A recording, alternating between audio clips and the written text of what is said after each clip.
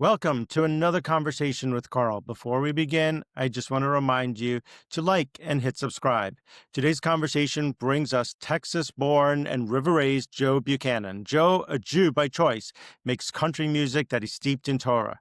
Grounded in the idea that there's always room at the table, Joe's music highlights the values, Torah, and the history of the Jewish people to deliver stories steeped in the struggle and the triumph of the human spirit. Welcome, Joe Buchanan, to the conversation. Thanks so much for having me, Carl. I'm excited to be talking to you. Really looking forward to this. No, this is great. So you just got back from Israel. How was that trip? It was fantastic. It was important. It was heavy. It was wholehearted. It was a really beautiful experience. Tell everybody I can, if you haven't been to Israel, go see it, go put feet on the ground, go see things with your own eyes, talk to the people there, spend time with the people there. It was an important trip. Was this your first time since October 7th, or had you been there before? This was my first time since October 7th. I was there previously, March 2023, and that was with the community. I was leading all the prayer and music for them, so I didn't do anything really publicly. I was just with the tour group the whole time. This was very different. I was co-leading this trip, and we brought people from all over the United States, people that had never been. So it wasn't focused on one community. It was anybody who wanted to go to Israel. So we took not a big group. We took a good-sized group, and we had I had a lot of public shows as well. So they were coming to those shows and got to spend a lot of time with people. It was great. How were you received? I was really surprised. Every soul show that we did was completely sold out. We did 2 shows in Jerusalem. They were both sold out, and we did one in Tel Aviv with a band called the Box Set, and then another show up in the Golan Heights at the Golani Distillery. That was this big outdoor brouhaha that was absolutely packed. It was a fantastic reception. It really was. You have a fascinating story. I've read a lot about you. How did you choose to be Jewish? Let's ask that, since you are a Jew by choice. That's a big story. How much of that story do you want? Well, I can give you the Reader's Digest version if you want. You could give us, Reader's Digest. Do people still is that still a thing, Reader's Digest? Reader's Digest, I think, is still out there. I don't know. We could Google it. We could give everybody I'll look it up. I think it is still out there. We're going to find out. We're going to find out. Yes, there's still a subscription. Yes. Wow. The best Cyber Monday deals of 2025, Reader's Digest. There you go. There you go. Amazing. Last time I saw a Reader's Digest, I think, was the last time also that I saw like Publishers Clearinghouse with the CDs or Columbia House Music, where you pay like a penny, you get 15 CDs, and then you're a member for life trying to get out of that. You can't get out of it, and they show up at your door. They show up at your door. Like, man, he might come back. That's right. Even if you didn't want the CD you got one because they picked it. I remember that. Sorry, I went. No, is that how you got into music? You got your... and then you found different types of music? I'll answer the Judaism question first, I guess. I was very, I believed in God as a kid, and some very simple concepts about God that I learned from my grandparents. My grandparents weren't religious in the sense that they had a belief in God, so they were religious, but they didn't go to any churches that I was aware of. They weren't members anywhere. I don't remember ever seeing a Bible in the house. They just had a very general belief about God, and they weren't Jewish. But when I got old enough to start going places, I moved in with my parents when I was 6, and they didn't want religion in the house, so we didn't talk about it. All my friends, however, went to all these different churches, so I would go with them to all these places. And I found out some things. I found out, like, you can't ask questions at Mass. That's not a thing. That's not appropriate. You apparently couldn't ask questions in a lot of the Sunday schools. That wasn't appropriate. And I was learning some things that were really shocking to me, but I think it was only because I had already built this foundational understanding of God from my grandparents. It was a very gentle understanding of God. And then going into these places that were official, like, I'm talking about, like, this is the authority, right? That's how it's set up. And hearing some very different things about eternal damnation and all this kind of stuff, and original sin. And I studied a lot, because that was the book that I found. I was like, this has the answers in it. But all the answers it didn't seem right. And it didn't seem right that you couldn't ask questions about it or say, hey, but why? You ask why enough times, and you're just told that, you have a conflict of faith and all this. And so anyway, I ended up growing up with this idea that I wasn't good enough for God. I wasn't good enough for the world because I was somehow damaged innately by being here. And I started hearing that kind of stuff echoed, in a lot of places. When you're growing up as a kid and you hear, what's wrong with you? Why do you keep messing up? Why do you do all? So it was like this coming from two places. So it wasn't great. I'm not blaming anyone, but that's how I took it. And, I met my wife, fell madly in love with her. And when we would talk about God, I would bring God up, and I wasn't going to any churches or anything, but I would say, hey, what do you think about, do you ever think about God or anything? She's like, I don't have any interest in that. But if you do, good for you, go for it, So we actually went to this church. It was close to the house. And I said, I just want to go check it out. Because when I was growing up, I had a real problem with a lot of the stuff that I was hearing. But I think maybe now that I'm older, it might be different. And the way I always talk about this in communities when I tell the story is I tell folks, remember, when you were a kid, you didn't like beets. And then you get older and you're like, maybe beets, So I was like, maybe something's changed in me, And I went, and it was the same stuff. And April, my wife, she sings all the time. She's a lovely singer, and she wasn't singing any of the hymns or any of the prayers or any of that stuff, and she wasn't participating in any way. She's just holding my hand. And I said, you don't want to get in on this? And she's like, I'm just here for you. And I didn't, I was like, oh, okay. I didn't question it. Eventually, we stopped going just because I don't want to be like, hey, I'm going and you're coming with me. We're not going to do that as a couple. And I was still having the same conflict. So we walked away from all that. Fast forward 13. Is your son coming with you to church? No. He's not. So it's just... Yeah, this is before Nathan was okay. even born. Yeah. Okay, got it. And but fast forward 13 years into our marriage, we're standing at the Holocaust Museum in Washington, D.C., and we had just gone through it. We're just both shaken from the experience. I'd never experienced any museum like that in my life or seeing any of that stuff. We had it for about 2 weeks in history class on World War II when I was in school. Yeah. But the Holocaust was almost like a footnote. It's in there, and they talked about it, but it was such a small portion. And it was the only thing I ever knew about the Jewish people. I never met anyone Jewish growing up that I know of. And anyway, so we're standing there on the steps of the Holocaust Museum outside, and my wife says, I want to get in touch with my people's faith. And I said, what are you talking about? And she goes, I'm Jewish. And I said, no. How did you get Jewish? How did that happen? And she's like, I was born Jewish. And I told her, I said, that's not a thing. You can't just be born Jewish, can you? And she's like, yes, Joe, that's how it works. And I told her, I said, I don't know if you know how it works. And she's like, I don't know if you know how it works. I was like, that's true. I knew nothing. And I knew her mom was Jewish, but I had no idea that made her Jewish. That concept, I had no awareness Did you of. never discuss that in the 13 years?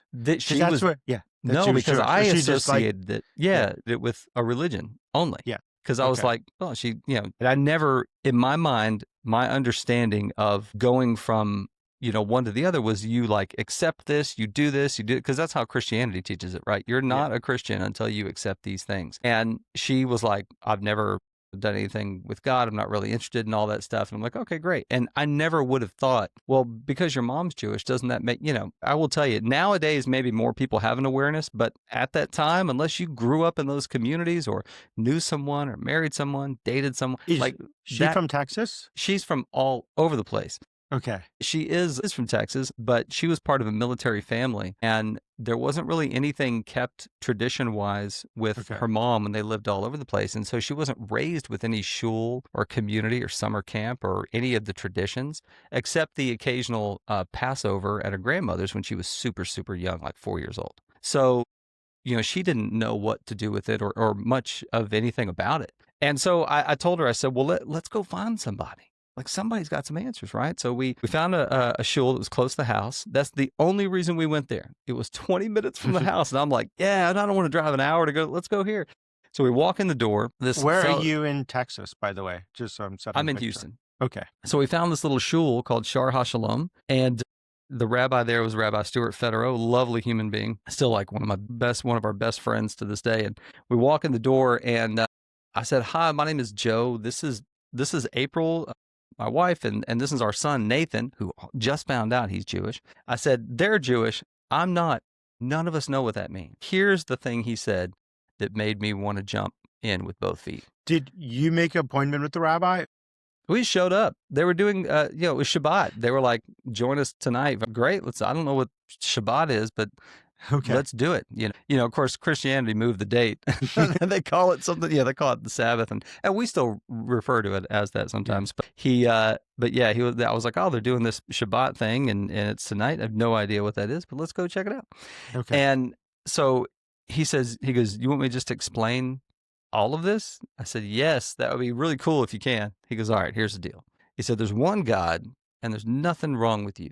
He said, you're loved by God exactly as you are. You don't have to do anything to be loved by God. You don't have to be Jewish or anything else to be loved by God. You're part of creation and loved by your Creator. You're good, just like this. He said, we do good because it puts more good in the world. It's not for a reward later on. It's not for some fear of punishment later on. It's for right now. The good you see in the world is the reward for doing good. He said, and we don't know what happens next. We just know what happens now. This is the gift, and you have to take care of it. And it was like 30 years of therapy all at the same time. And I knew immediately that this was exactly what I'd been looking for since I was a kid and what I believed wholeheartely. And I said, well, can I do this? And he goes, what do you mean? I said, can I do this? And he's like, yeah, we're about to start services. You can come on. I said, no, can I be Jewish? And he said, yeah, sure. Yeah. Be here Wednesday. So I kind of started the process, and it changed our lives. It changed the lives for me, for my wife, for our son. It's why I started writing all this music. It's the reason this music exists. Your wife, I assume, has gone on the journey with you. So you've both been together on this. We have. She and our son went through the classes with me, even though they didn't have to. And we even all did our mikvah on the same day. Okay. So they just went to the mikvah just to join you. Just to join the process, because I think we all three of us recognize that even though they're Jewish, there was this acceptance that they wanted to take for themselves and this ownership. And after going through all of these classes, doing all this stuff and spending all this time with the community, all three of us wanted to do, to fully immerse ourselves and really stand alongside and be part of. So they both wanted to do the mikvah as well there at the end. So it was I was the only one that had to do the Beit Din. Okay. But they were waiting outside for me to come out and tell them I passed. Okay. Yeah. So let me switch gears. Yeah. How did you get involved in music? Well, I was not professionally doing music and really never had a plan to do music professionally. This was never kind of in the cards. I had always played music as a hobby. I had no intention of doing it professionally. I just enjoyed the process of songwriting. I've always enjoyed writing. And when I found that I could put it to music, it kind of was like, oh, well, I can tell some really good stories this way. And it was just for me and for my wife. I used to make her these little albums that I recorded on my computer of just songs I wrote for her. So, but yeah, I had no intention. But when I was going through the conversion classes and coming to the end, I found that songwriting was a way for me to deepen my study. I would, want to find more connection to some of the prayers. And so I would, crack open the Siddur and work through it. And I would start coming up with, a melody and what do I think about the prayer and how do I see how does this reflect in my own personal life and how could I put that in words and the same thing with a lot of midrash and stories in the Torah. And it helped me connect more deeply to the study process. And my rabbi heard that I was writing stuff. I mentioned it one time in class. He asked me to play something for him. So the next time I did, and he was like, great, I'm going to put you in front of our community. And somebody heard me there and they asked me to come over here. And then somebody from there was like, hey, would you come over here? So it just kind of started picking up a lot of speed. And that's how it first got started. So you travel a lot now around America? Oh, yes, sir. America and abroad now. So I can officially say we're touring internationally as well, which is really cool. And where do you play mostly? It's really everywhere. I play a lot of synagogues. I do these huge artist in residence programs. So it's about 3 weekends a month. I'm in a different community around the country and abroad. So I do this original Friday night Shabbat service with the community. It's called Friday Night Lights. We get the clergy involved and everybody involved. It's a lot of very country music forward. I'll do Torah study for them. I do a lunch and learn called Choosing to Be Chosen concert Saturday night, Sunday morning with the religious school, and then catch a flight home right after that. But I also play a lot of bars and venues and festivals and all that stuff. And living rooms and backyards too. Were you playing at a bar? Are you Yeah. playing Lechadodi at the bar? I Or are you? play absolutely the Yeah. music, all the music that I make, and a lot of it is in English. There's a handful of songs that have Hebrew in them, and I will Yeah. only do that if I feel like it's really important. Because I never Okay. want to just take the Hebrew and fit it with a catchy melody. Because to me, and I can love that some people, I'm sure some people do that. I that wouldn't be authentic for me Yeah. and to me and what I'm trying to do. So I never do that. So I have a handful of songs that have Hebrew in them, but only when I feel like it's really important. But all the songs are really about Jewish things and Jewish experiences and Jewish values, stories, all that. So I play the same music on those albums, whether I'm at a shul, whether I'm at a bar. In fact, funny story, we were playing South by Southwest in Austin, Texas, and it was a Friday night, and I shouted to the whole bar. We're up there just playing our set. The bar was packed, and I said, "It's Friday night. That means it's Shabbos." And the whole bar goes, "Shabbos." They had no idea what they were saying, I'm sure. And we Yeah. ripped into this Shalom Aleichem to kick it off. And afterwards at the bar, or to kick off kind of now that the sun had fallen, at the bar, this kid comes up to me, this guy, and he goes, "Hey, man, was that some Hebrew?" I said, "Yeah." And he goes, "Dude, I'm Jewish." I said, "That's great, man, but you don't have to whisper that. That's okay. That's good. Let's celebrate that." How are people receiving you all around the country? It's really positive. I Okay. definitely get, I get the kind of the cowardly anti-Semitic comments that come in online, Yeah. but I very rarely have anybody come up and say that stuff to my face. But the reception by and large has been just overwhelmingly positive. I've found that my mentality when it comes to spaces, right? Like the music Yeah. industry is its own space that you work in and navigate and you build relationships in. The country music industry is kind of its own thing. All those spaces have been really warm and accepting. And I find that my mentality is that if a space that I go into with this music is not accepting of the fact that I'm Jewish and wants me to, hey, can you kind of maybe do less Jewish stuff? The problem is with the space, not with me. And I've heard stories about people who will sometimes, and again, I'm not naming names. I get these stories that come to me, maybe hesitate to put some of their Jewishness in their music or things like that. And that's perfectly fine because that may not be what their art is built around. And that's fine. For me, it 100% is the whole reason that I'm doing this. So it will never not be part of what I do in any space that I go in. And if a space has a problem with it, problems with the space, not me. The Grammys, we just joined the Recording Academy. So we're working with a bunch of other artists on the first Jewish music category at the Grammys, which is super exciting.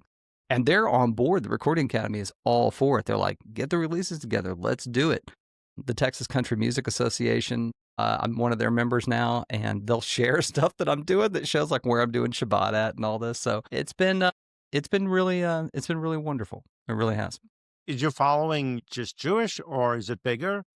It's started off as just Jewish, and it's grown beyond that, which is great. But I make it very clear kind of what I'm about and what I'm not about. I definitely have people reach out from certain Christian groups that are like, "Hey, we would love to have you come do this for us, and I always tell them, I said, I appreciate that. I will, I enjoy playing music for folks. However, part of my story and part of it that's in my music kind of runs counter to some of these things that are a key part of what you believe. I want to make sure I don't come out there and offend folks because I'm not going to hide that, And they're like, "Hey, we appreciate that." So I have a lot of folks who are kind of all over the map. People who are very secular that just like the fact the songs about values and openness and being able to be yourself and being worthy of the life that we have. I have folks who are Christians who find the music helps them feel, spiritual and connected. I think that's beautiful. And I have, most of my audience is Jewish folks who are like, "I didn't know we had country music," and I'm like, "I didn't know that you didn't." I just was making what I felt like I needed to make and wanted to make. Does your wife travel with you? She used to. She doesn't so much anymore. It's very rare that she travels with me now, just because travel's difficult and travel's difficult for her. So so I get home as fast as I can whenever I'm.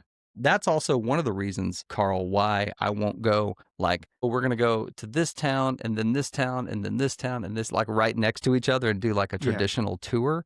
It's also one of the reasons I don't do that is so I can get back to my family. And is your son must be in his 20s now, I take it. He is in his 20s. He's married. He's up in San Antonio, Texas, with his wife, and yeah, beautiful. They're doing great. Somehow managed to raise a son to adulthood, and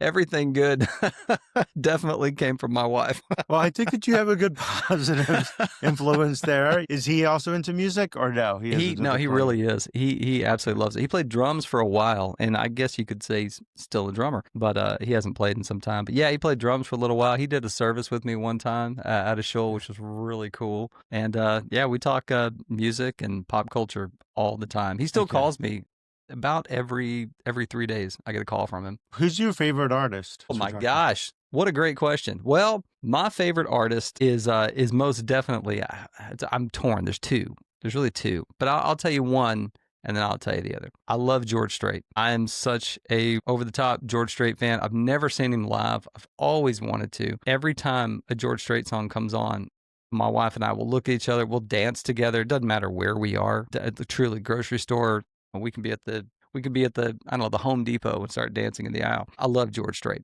and I'm a big fan of They play music at the Home Depot. I don't know. I was trying to think of some place that you wouldn't expect to see it.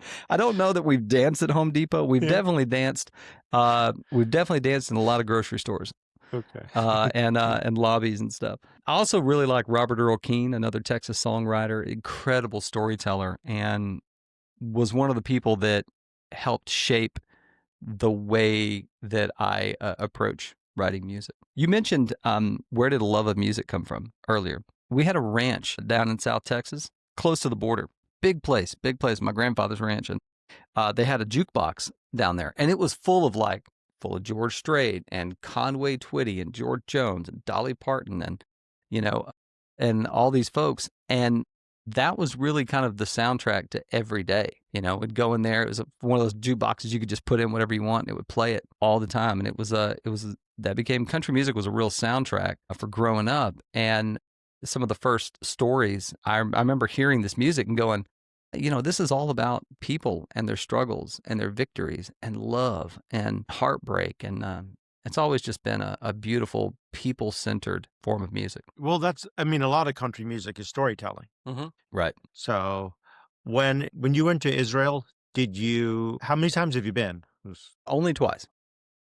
And when you go there, are people very accepting of your story? They want to hear it? They embrace you? Do you feel embraced? I feel very embraced. I mean, there is definitely there's like three types of people that I tend to run into. People that are either welcome home, enjoy the music and they enjoy the music and they're like, welcome home and thanks for, being here. And feels like family you just haven't met yet, And then you got folks who are like, what is this? Which is great. No problem, and then we end up getting along really well.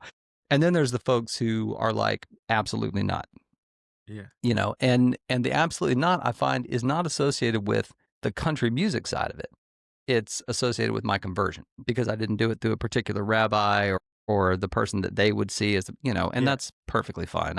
I've kind of accepted that has a lot more to do with them than it does with me. And I do a lot of stuff.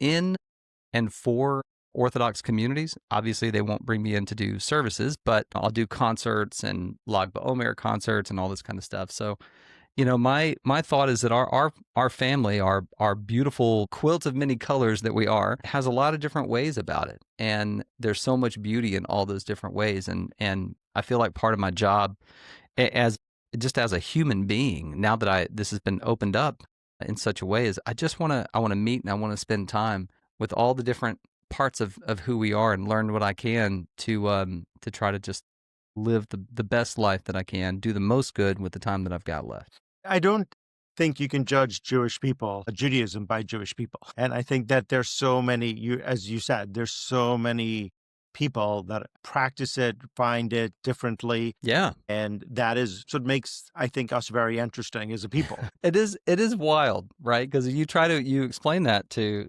folks and they're like, what? How does it all work together? And it does. And we have our struggles.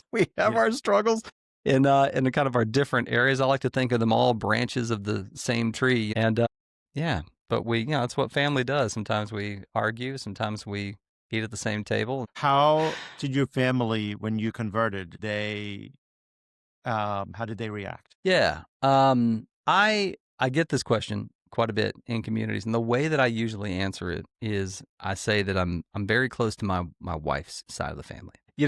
When you join the tribe, you find out very quickly who loves you for you, as opposed to what you are to them to some degree. So your friends who are really your friends, they don't care. They're just glad you're Yeah. happy.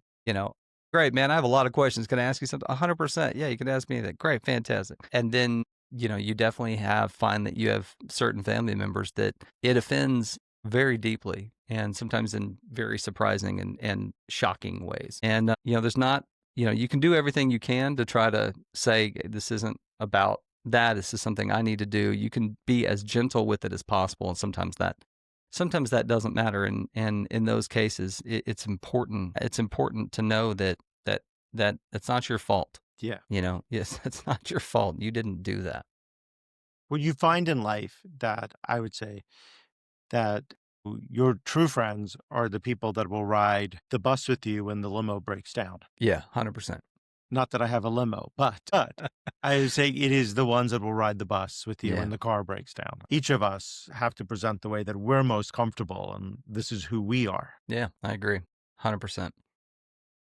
Where are you going next, or where will we see you next? Well, we've got a really packed tour schedule up into the about the middle of 2026. It's pretty densely packed at this point. I'm about to head out to Florida to do an event out there on Friday night, and then I got a concert Saturday night, and then Monday in Tyler, Texas, and then we go up to Illinois, and then we pack up for Birmingham, the UK, to do some shows out there. And oh wow, it's pretty nonstop for a little while. Do you ever get tired of being on the road or going every weekend, or do you just love every time you're out there and you're playing for an audience, you feel like I am home? Yeah, I mean it's both of those things. And from a physical standpoint, I build in naps. I sleep on the plane. I hit the ground before sound check. I'll catch a nap. So I keep my energy up all the time for doing this. But every time I go into a new community, because of that mentality that the world isn't so much full of really strangers anymore. It's just people that you're in a lifetime with that you haven't met yet. And I mean strangers as in people you don't want to associate with, right? That you keep a distance from. It's just full of people that I haven't met yet in the short time that I'm going to be here. And so every time I go to a community, it is very much like meeting family that you haven't met for the first time, and a whole room full of new friends. You just can't wait to spend time with people and get to know people. So there's always, and on top of that, you're sharing this sacred time together. So it's always very exciting. I'm always super enthusiastic about it, and always looking forward to it. And then, get home as quick as you can because I want to be with my family too. So it's it's always a negotiation with my wife. She is the very first person whenever things come up or dates come up, we sit down, we plan it out, we talk about it. The day that she says, I don't want you doing this anymore, is the day that I take my hat and hang it up. And that'll be it, because she's my life. So, but she seems very, very supportive, and she seems like she's very part of this process. She is. She really helped me define this process. Like I said, this came into our lives, and it changed so much. It brought us, we were already super close, best friends. We're even closer now, which I didn't think was even possible, but it brought our family so close, and really for me, it put me back in my life when I didn't realize I was living outside of it. Yeah. And so, she's part of everything. When people first started asking me to come to places and everything, I sat down with her and she was like, this is something we need to figure out what this is. So if there's something to do, what is this? What's it going to look like? And so everything that I do now for communities that I do online, it's all built around, what kind of good can I do with this? So it's all very kind of purpose, mission driven. It's not about how many bookings can I get or how many gigs can I get. Is what I'm doing out there in service to the people that I'm sharing time with. Am I giving people something for their time? Am I doing some good? Am I leaving some good here? Everything is built around that. And she's absolutely a huge part of that process. And do you consult your son before you travel, or not really? He's Well, not. He's out of this now. he's out. Yeah, not anymore. We still talk all the time, but it's Yeah. funny. He'll know I'm like in Israel. He didn't go Yeah. with us this time, but he would call and it'd be 1:00 in the morning. Hey, Dad, what's going on? Oh, never mind. I forgot you're in Israel. All right, see you. So yeah, no, we talk a lot, but yeah, we don't consult anymore. Yeah. No. I'm just curious. Where can people find you? What? Thanks As for we asking wrap that. up. Yeah, you can find me online. At this point, I'm very proud to say that, if you just Google Joe Buchanan, it pulls up a lot of good stuff. My website's joebuchananmusic.com. You can find me on Apple, Spotify, Amazon. We're very active on social media. I say very active. I'm not nearly as active as some people. But if you at Joe Buchanan Music on TikTok, Instagram, and Facebook, it'll pull it up there. And we're just getting back into our YouTube channel. So. And anything else before we wrap up that you want to let us know? I'm very, very thankful to you, Carl, for the time that you made to talk this morning with me. I really appreciate it. I'm looking forward to talking more with you kind of offline and hopefully, running into you on the road and spending some time together. And to anybody who's ever spent any amount of time with anything that I've done, I'm very thankful for it and appreciative of it. No, thank you. And thank you for Joe Buchanan. It has been such a great honor to talk to you today. I have had such a great conversation. So I would tell everyone to go check out his music, check out his website. It's joebuchananmusic.com. Thank you also for joining me today. And until next time, be safe, everyone. Thank you.